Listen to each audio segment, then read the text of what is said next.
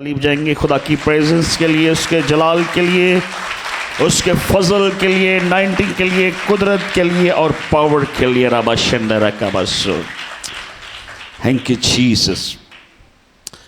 आज हम यीशु मसीह की दूसरी आमद पर बात करेंगे, second coming of Jesus Christ. Bible मुकद्दस को खोलें, जल्दी से मेरे साथ मिलकर हवाला पढ़ें। मत्ती 24 बाब और उसकी 3 आयतें मुकद्दसा हम सब मिलकर, आप देख सकते हैं जिनके पास खुदा का कलाम है वो अपनी बाइबल को खोलें और बाइबल को पढ़ें। और जब वो जैतून के पहाड़ पर बैठा था, उसके शागिर्दों ने अलग उसके पास आकर कहा, हमको बता कि ये बातें कब होंगी और तेरे आने और दुनिया के आखिर होने का निशान क्या होगा। सब कहें आमीन। 2 सवाल शागिर्दों ने खुदावंद यीशु मसीह से पूछे हैं। नंबर 1, दुनिया का आखिर कैसे होगा और ये बातें कब होंगी और तेरे आने और दुनिया के आखिर होने का निशान, तू कब आएगा, वो वक्त क्या है, और उसके बाद दुनिया के आखिर होने का निशान। 2 सवाल हैं। और खुदावंद यीशु मसीह ने मत्ती की इंजील में, मत्ती रसूल की मार्फत जो लिखी गई इंजील है 24 बाब, इसमें सबसे ज़्यादा तालीम दूसरी आमद यानी आमदे सानी के मतलब बहुत डिटेल के साथ बताया गया है। दुनिया का कोई मजहब इस दुनिया के खात्मे के ऊपर इतनी डिटेल के साथ बात नहीं करता जितनी आपके हाथ में जो अंजील है वो हमें बताती है। और उसके बाद दुनिया की कोई ऐसी किताब नहीं है सिवाय बाइबल मुकद्दस के जितनी पेशन गोइयां हुई वो पूरी हुई, और जो हो रही हैं और जो नजर आ रही हैं वो भी आपकी बाइबल में लिखी हुई हैं जो आपके हाथ में है। आमीन। आइए इस कलाम के लिए तालीम जाए। राबा शंदला का बसूर। हालेलुया। किस कदर हक और सच आपके हाथ में है, और जो कुछ दुनिया में होता हुआ आपको नजर आ रहा है और जो होने जा रहा है और जो हो चुका है वो सब इस किताब में लिखा हुआ है। आमीन। 7 निशानियां खुदावंद यीशु मसीह के आने की हम बात करेंगे। 7 साइंस, 7 निशानात खुदावंद यीशु मसीह के दोबारा जमीन पर आने के मतलब हम खुदावंद के कलाम से सीखेंगे। सबसे पहले खुदावंद यीशु मसीह ने कहा कि जब तुम यरूशलेम को फौजों से घिरा हुआ देखो, लूका 21 बाब उसकी 20 आयत को जरा देखिएगा जल्दी से। आप सामने से पढ़ सकते हैं, कोई भी जिसको मिले जल्दी से सामने से पढ़ेगा। लूका 21 बाब उसकी 20 आयत मुकद्दसा में। और फिर जब तुम यरूशलेम को फौजों से घिरा हुआ देखो तो जान लेना कि उसका उजड़ जाना, उसका उजड़ जाना। क्या सोचते हैं आप, वक्त नजदीक है कि नहीं? मेरे साथ हैं? कितने लोग खबरें देखते हैं? कितने लोग देख रहे हैं टेलीविजन? और क्या हो रहा है? जब तुम यरूशलेम को फौजों से घिरा हुआ देखो तो जान लेना कि उसका उजड़ जाना, वो वक्त नजदीक है कि जब खुदावंद यीशु मसीह आएगा, जब वो आने वाला है। That's the first sign.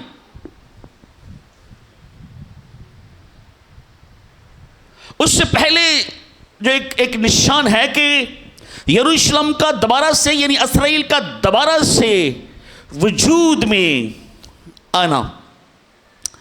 इस तरह ज़करिया नबी का शीफा 12 बाप उसकी 6 आयतम का सा गुजरा पड़िएगा। दूसरी निशानी है ये, ज़करिया नबी का शीफा उसका 12 बाप उसकी 6 आयत। मैं उस रोज़ यहूदा के फरमारवाओं को लकड़ियों में जलती अंगीठी और पुलों में मशाल की मानंद बनाऊंगा, और वो दाहिने बाएं दाएं दाहिने बाएं और इर्द गिर्द की सब कौमों को बोल दे और डर दे असी तो नहीं खाना, क्या करेंगी, और अहले यरूशलेम फिर अपने मकाम पर यरूशलेम ही में आबाद होंगे। ये पेशन कोई पूरी हो चुकी है। 1948 में पाकिस्तान के बनने के 1 साल बाद खुदा के लोग कौम बनी इसराइल फिर से उस मकाम पर, यानी यरूशलेम जहां से उन्होंने छोड़ दिया था, निकल गए थे, जहां से वो हार गए थे, खुदा ने फिर उस कौम को इकट्ठा किया। और ये साया नबी के शीफा में लिखा है कि मैं एक दिन फिर उस कौम को पैदा करूंगा, और वो पैदा होने का दिन है आई बिलीव 5 मई 1948 है, जिस दिन दोबारा से इसराइल का वजूद जो है वो दुनिया में आता है। आपको पता है इसराइल क्यों जरूरी है? यीशु मसीह की आमद सानी और ये सारे वाक़यात का तल्लुक यरूशलेम से बहुत और इसराइल से बहुत गहरा है, वो बुनियाद है। आपके हाथ में जो बाइबल मुक़द्दस है, इसके पहले लफ्ज से लेकर आखिरी लफ्ज तक जो लिखने वाला है वो इसराइली है। आमीन आमीन। उनको हम कैसे निकाल सकते हैं बाहर? आमीन। खुदा उनके साथ है। आमीन। खुदा ने उनको इकट्ठा किया। आमीन। खुदा ने उनको कायम रखा है। आमीन। और रोमियो के खात में लिखा है कि वो एक खास हिस्सा खुदा ने उनके दिल को सख्त कर दिया है, जब तक कि गैर कौमें खुदा की बादशाही में दाखिल न हो जाए, उनको वो सख्त रखेगा, वो यीशु मसीह को कबूल नहीं करेंगे। That is the God plan. तो खुदा ने फिर से उनको इकट्ठा किया, ये पूरी हो चुकी है नबूवत। और उसके बाद मौजूदा हालात में नंबर 1 हम देखते हैं कि जब तुम यरूशलेम को फौजों से गिरा हुआ देखो तो जान लेना कि वो वक्त जो है वो नजदीक है। दूसरी जो निशानी है कि खुदा यरूशलेम को फिर से इकट्ठा करेगा, और यरूशलेम के रहने वाले लोग यानी कौम बना इसराइल दोबारा से यरूशलेम में आबाद होंगे, और वो कौमों को क्या करेंगे? कौमों को, और कौमें उनसे डरेंगी। तीसरी निशानी है, जरा बाइबल मुक़द्दस को खोलें, दूसरा पत्रस 3 बाब उसकी 3 और 4 आयतें मुकस्सा।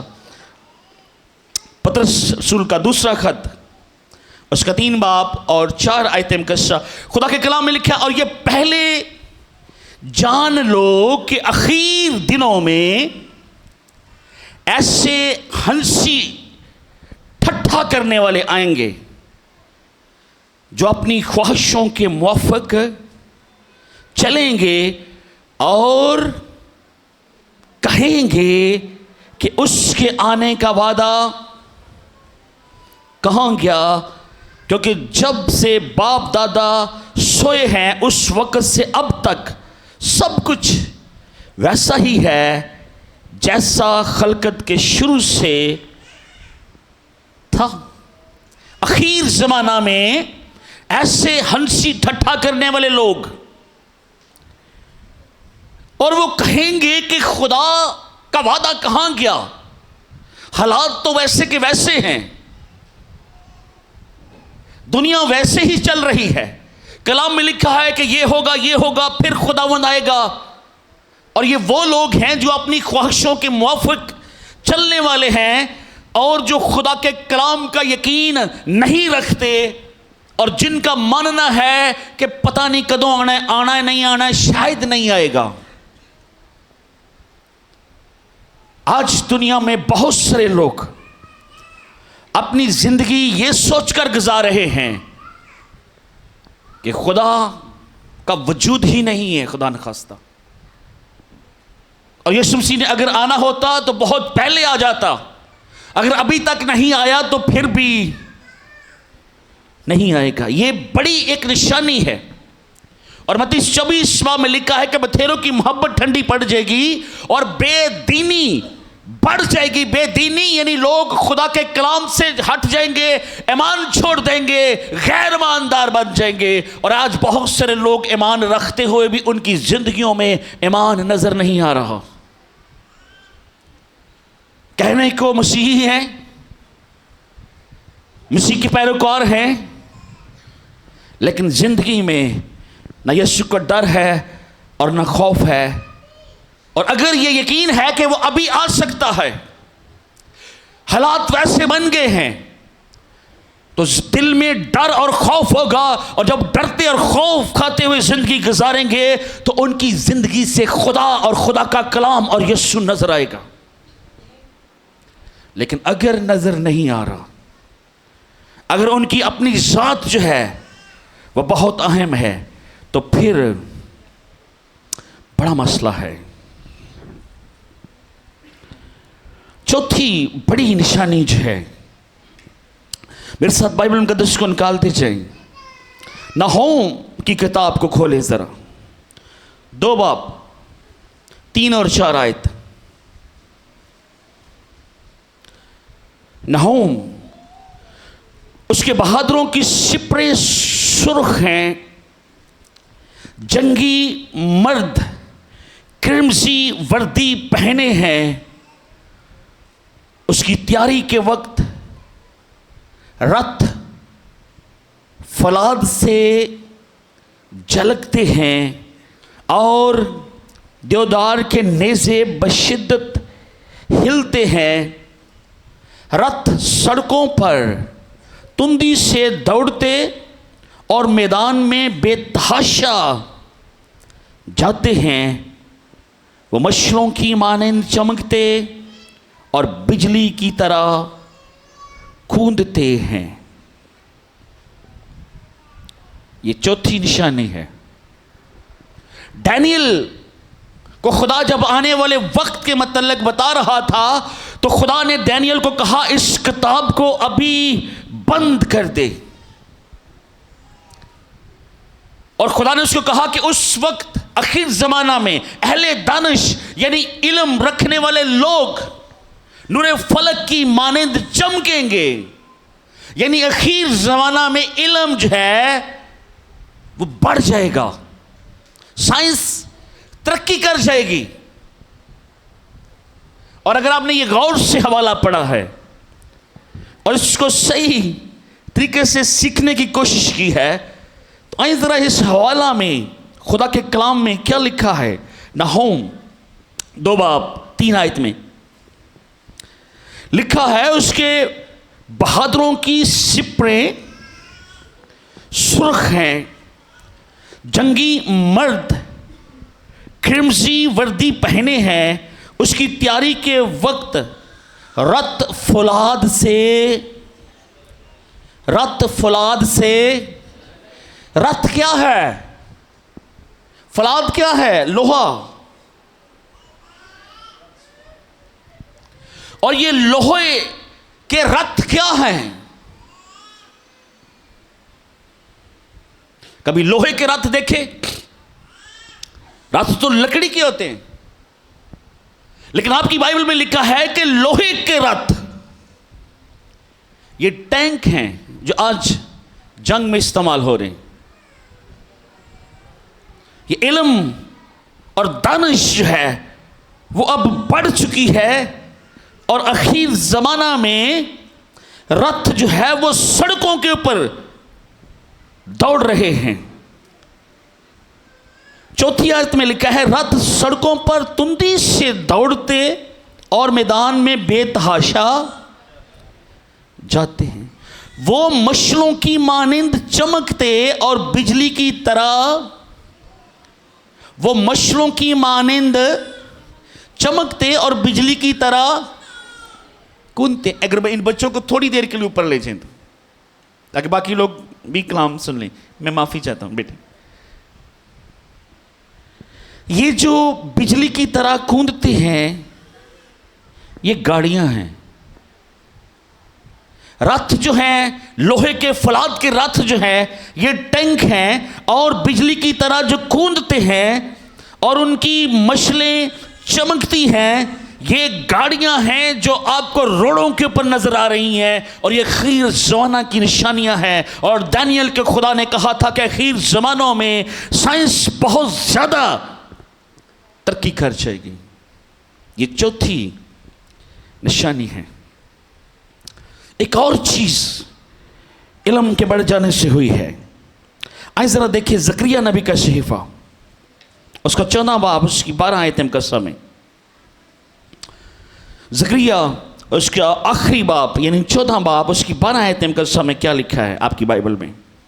और खुदावन यरूशलेम से जंग करने वाली सब कौमों पर यह अजाब नाज़िल करेगा कि खड़े खड़े उनका गोश्त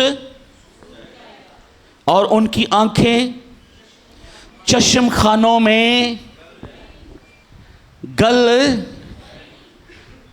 और उनकी जुबान उनके मुंह में हुए। ये क्या लिखा है? और खुदावन यरूशलेम से जंग करने वाली सब कौमों पर यह अजाब नाज़िल करेगा कि खड़े खड़े उनका गोश्त और उनकी आंखें चश्म खानों में और उनकी जुबान उनके मुंह में सड़ जाए। ये हाइड्रोजन बम है, ये एटम बम है जिसका जिक्र आपकी बाइबल मुकद्दस में दर्ज है। अगर आपने गौर से पढ़ा है, क्या होगा लोगों के साथ? उनका गोश्त सूख जाएगा और उनकी आंखें चश्म खानों में और उनकी जुबान उनके मुंह में, मतलब हड्डियों का ढांचा रह जाएगा। बदन, स्किन, गोश्त जो है, इंसान गिरेगा बाद में, पहले ही वह सूख जाएगा।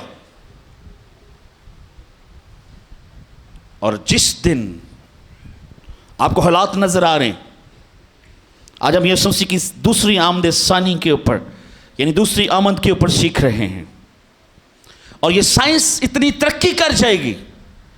दानियल के सीफा में खुदा ने बड़ा वाज़ेह क्लियरली बता दिया कि इस कदर इंसान जो है वो तरक्की कर जाएगा। गाड़ियों का जिक्र है, टैंक का जिक्र है, एटम बम का जिक्र आपकी बाइबल मुकद्दस में है। और जिस दिन ये चल गया, दैट्स इट। फिर पढ़ लें अगर ये हवाला पढ़ना है। और खुदावंद यरूशलेम से जंग करने वाली सब कौमों पर ये कि खड़े खड़े उनका गोश्त और उनकी आंखें चश्म खानों में और उनकी जुबान उनके मुंह में। That can happen. ये हो सकता है, ये पॉसिबल है। और शायद बहुत सारे हथियार ऑलरेडी इस्तेमाल हो रहे हैं। इंसान ने जितने हथियार बना लिए हैं अपने लिए, खुदा अगर छठी मोर नहीं भी खोलता, आसमान की कुव्वतों को नहीं भी हिलाता, तारे आसमान से जमीन पर नहीं भी गिरते, तो इंसान ने खुद इतनी चीजें बना ली हैं इंसान को खत्म करने के लिए कि 2-4 एटम बम पूरी दुनिया के लिए काफी। That's it. एंड हो जाएगा, खत्म हो जाएंगी सारी चीजें। नंबर 5, कलाम मुकद्दस में लिखा है कि कौम कौम पर, मत्ती 24 बाब उसकी 7 और 8 आयत को जरा देखिएगा। मत्ती की इंजील को खोलें, 24 बाब की तरफ चल जाए जल्दी से जरा।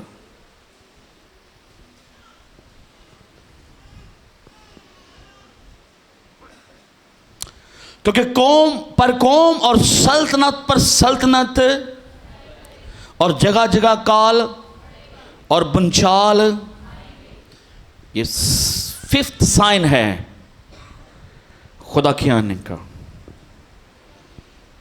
कि कौम कौम पर चढ़ाई करेगी। हम देख रहे हैं किस तरीके से रशिया ने यूक्रेन और मुल्कों को भी गिरा रहा है वो, और भी बहुत सारी जंगों की हमें अफवाहें मिल रही हैं। हर मुल्क की कोशिश है वो दूसरे मुल्क पर कब्जा कर ले। अब इस साइंस के दौर में भी जब इतनी दुनिया सोशल हो चुकी है, इसके बावजूद इंसान चाहता है कि उसके पास सारी दुनिया का इख्तियार और कंट्रोल आ जाए, और यही स्पिरिट इब्लीस की है, और ये काम जो है वो हो रहा है और बड़ा जबरदस्त तरीके से हो रहा है। नंबर 6, मत्ती 24 बाब 11 आयत को जरा देखेंगे, आप शायद इसको जरा पसंद करेंगे। मत्ती 24 बाब 11 आयत को जरा देखिएगा। खुदा के कलाम में लिखा है, और बहुत से झूठे नबी और बधेरों को गुमराह करेंगे। ये निशानियां हैं खुदावंद यीशु मसीह के आने की, दोबारा से आमदे सानी की, कि बहुत सारे झूठे नबी उठ खड़े होंगे। मुझे जरा बताएं, जब यीशु मसीह शिफा देते थे, मुर्दे जिंदा करते थे, बीमारों को चंगा करते थे, कोढ़ी शिफा पाते थे, लोग शिफा पाते थे, कितना हदिया लेते थे वो? हाँ, आपकी बाइबल में कहीं लिखा है कि पैंट जी 10,000 रुपया मेरे जरा जैज इजी कैश में जरा जमा? हाँ, आज क्या कर रहे हैं? क्या हो रहे हैं? हाँ, कितनी दफा यीशु मसीह ने इश्तिहार दिया कि जाके सारे गांव को बता दे मैंने तुम्हें चंगा किया।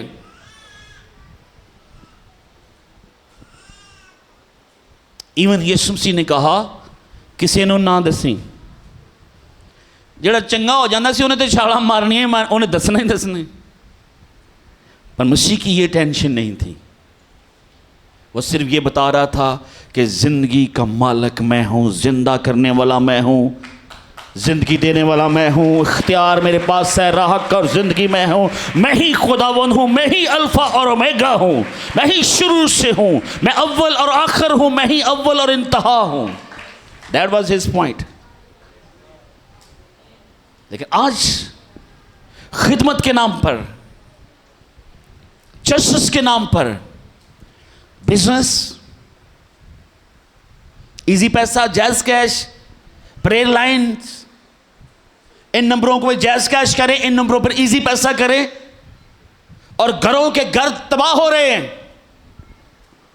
जिस घर से जाते ना उन्होंने 10 की चीज़ां दस के आते हैं, भाई जी ਤੁਹਾਡੇ ਨੂੰ ਇੰਜ ਹੋਇਆ, ਇੰਜ ਹੋਇਆ, ਇਹ ਹੋ ਗਿਆ, ਇਹ ਹੋ ਗਿਆ। ਉਹਨਾਂ ਦਾ ਸਕੂਨ ਤਬਾਹ, ਉਹਨਾਂ ਦੀ ਬਰਕਤ ਖਤਮ, सब कुछ खत्म। बीवी शोहर के दिवाले हो जाती, तेरे रिश्तेदार ने इंज किया। इश्यूज से बहुत से झूठे नबी ते की करेंगे? गुमराह। क्या करेंगे? क्या करेंगे?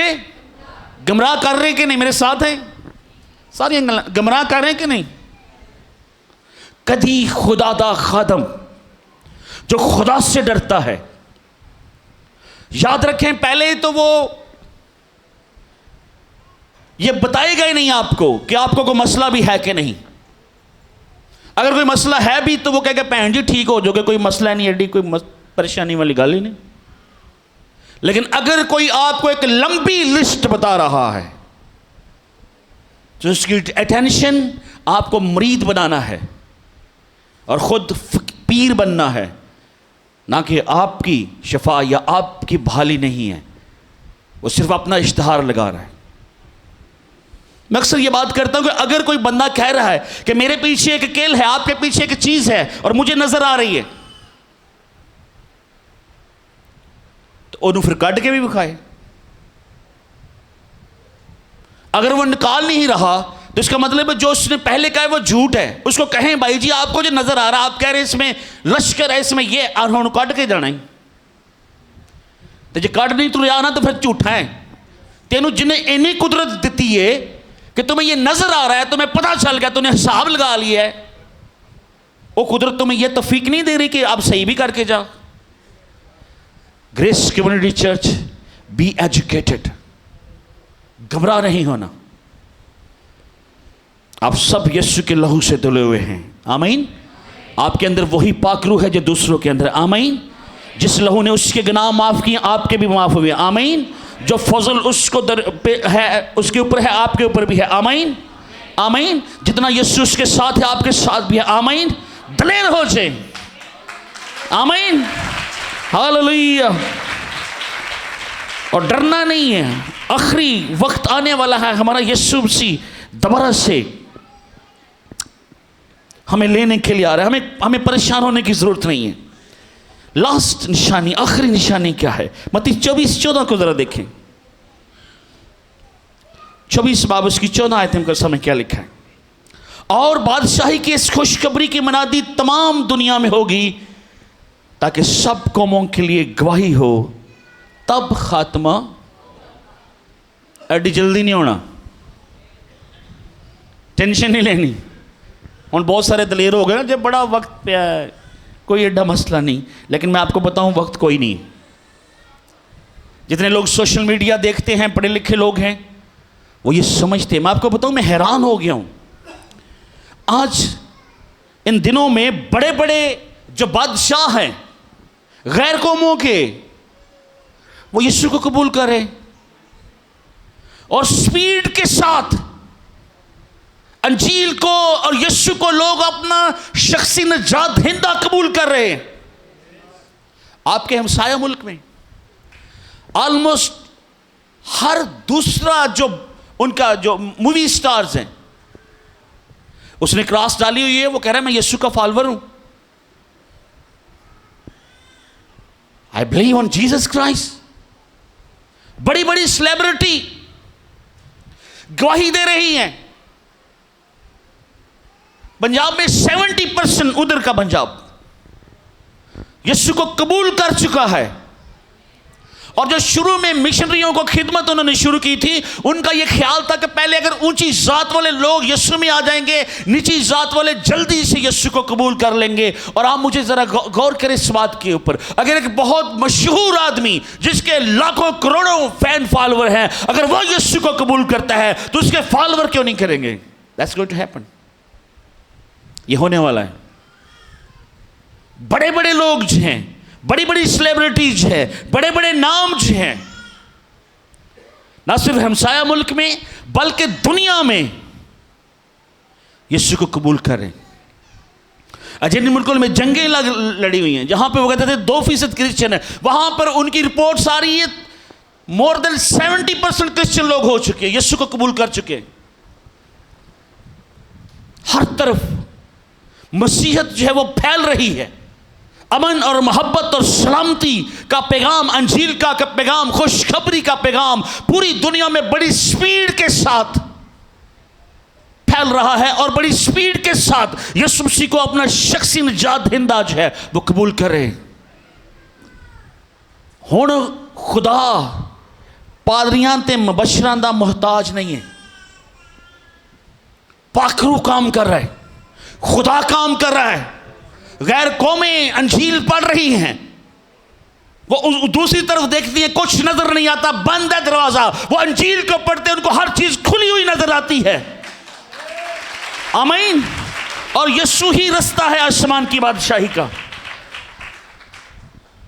लोग बड़ी स्पीड के साथ यीशु को कबूल कर रहे हैं। And is very close. खात्मा बहुत क्लोज है।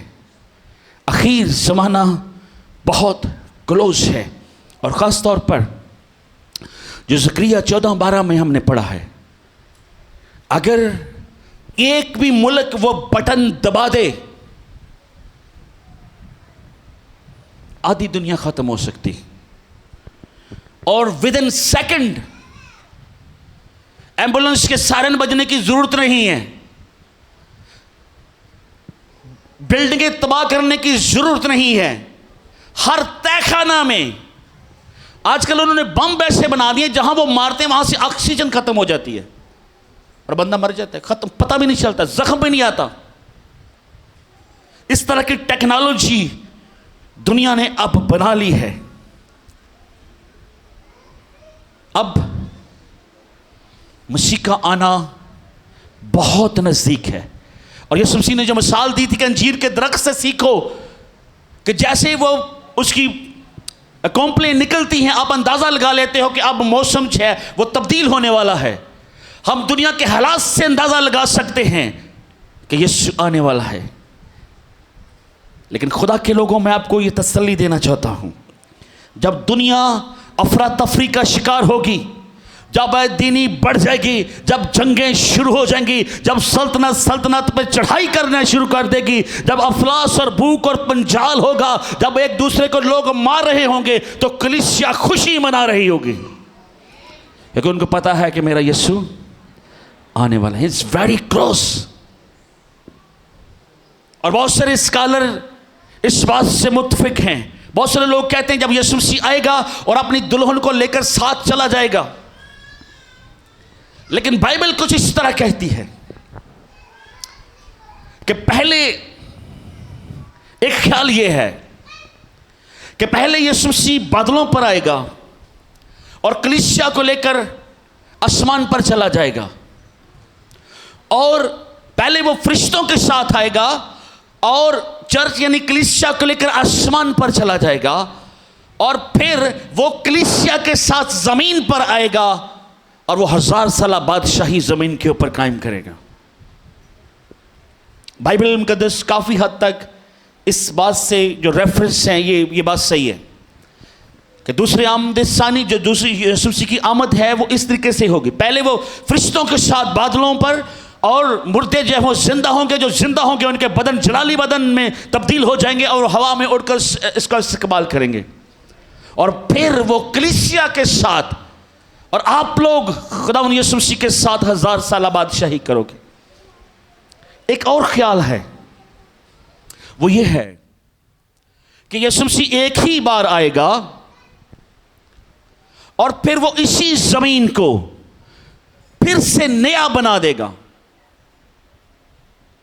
जिस तरीके से आदम और हवा के टाइम पर थी कि शेर और बकरी एक ही गांठ से पानी पिएंगे। गुनाह खत्म हो जाएगा, अबलीस खत्म हो जाएगा, और इसी जमीन को खुदा फिर से नया बना देगा। मकाशवा की इस बात में लिखा है, फिर मैंने एक नया आसमान देखा, पहली चीजें जाती रहीं, अफरा तफरी, गुनाह, अबलीस का राज खत्म हो जाएगा और वन रूल होगा। और वन रूल किसका होगा? खुदा खुद इस जमीन और आसमान का एक ही बादशाह होगा, और वह बात पूरी होगी कि जिस तरह तेरी मर्जी आसमान पर पूरी होती है जमीन पर भी वैसे होगी, और हम खुदा के साथ हुकूमत में शामिल होंगे। बथेरों के पास बहुत सारी जिम्मेदारियां होंगी, इसलिए एंड टाइम पर कलीसिया जो है वो खुशी मना रही होगी। आमीन। गैर ईमानदार मर रहे होंगे, परेशान होंगे रोटी के लिए, मकान के लिए, दुनिया की चीज़ों के लिए, लेकिन ईमानदार उस वक्त हालेलुया के नारे लगा रहे होंगे, और रब खुदावंद बादशाह चाबी से बूर गा रहे होंगे कि रब खुदावंद बादशाह है, वो बादशाहों का बादशाह होगा और हम उसके लोग होंगे। और कलाम में लिखा है खुदा का खैमा उसके लोगों के दरमियान होगा, और वह अपने लोगों के तमाम आंसू पूंछ देगा। वहाँ ना आन होगा ना नाला होगा, वहाँ कोई दर्द और पेन नहीं होगा, बल्कि खुदा खुद अपने लोगों के दरमियान से वो सुकूनत करेगा। आमीन। Get ready, be ready. कितने लोग रेडी हैं? मैंने 7 निशानियां बताई हैं। बहुत सारी चीजें हो चुकी हैं और बहुत सारी चीज़ें हमें होती हुई नजर आ रही हैं। ईमानदारों, आपने तैयार होना है, इस कलाम को लिखकर चलना। आया के बंद करें, शुक्रगुजारी करना शुरू करें। Thank you Jesus, hallelujah.